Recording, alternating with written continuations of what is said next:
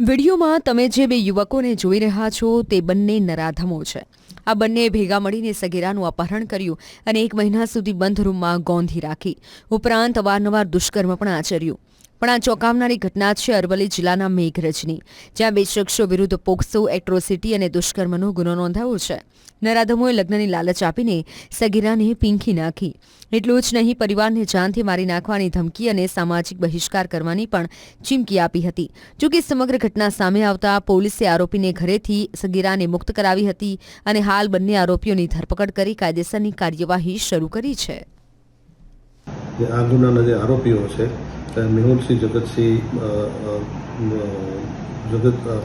જગતસિંહ રાઠોડ અને કમલેશભાઈ કળવાભાઈ સડા, આ બંને જણા મોટરસાઇકલ લઈને જે ફરિયાદી છે એમની જે ભત્રીજી છે એ કુદરતી આદતે જતી હતી. એ દરમિયાન તેને રસ્તામાં રોકી અને સ્કૂટર ઉપર બેસાડી લીધે અને આ જે મેહુલસિંહ છે એને એના ગામ પાસે ઉતારી દીધેલ, ઘર પાસે.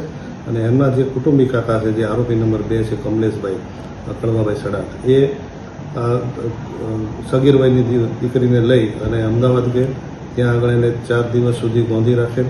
ફરિયાદી અને તેના કુટુંબીઓ તપાસ કરવા જતાં આજે આરોપી નંબર 1 છે મેહુલ એના ઘરે ગયેલા અને પછી સમજાવીને એમને પરત લઈ આવેલા. સમાજની આબરૂ જવાની બીકના કારણે તે લોકો કોઈ વખતે ફરિયાદ કરેલી નહીં અને આજે ભોગ બનનાર જેને 17/11 પરત સોંપેલી. એ પછી એ જે ભોગ બનનાર છે 15 દિવસ સુધી એમના ઘરે જે એમના ભાઈ છે એમને ત્યાં રોકાયેલી. ફરીથી 15 દિવસ બાદ આ કમલેશભાઈ જે આરોપી છે તે મોટરસાઇકલ લઈને એમના ઘરે ગયેલા પંચાલ મુકામે અને ત્યાંથી કોઈને કોઈ બહાનું કરી અને આ જે ભોગ બનનાર છે એને ફરીથી લઈ અને જતા રહેલા.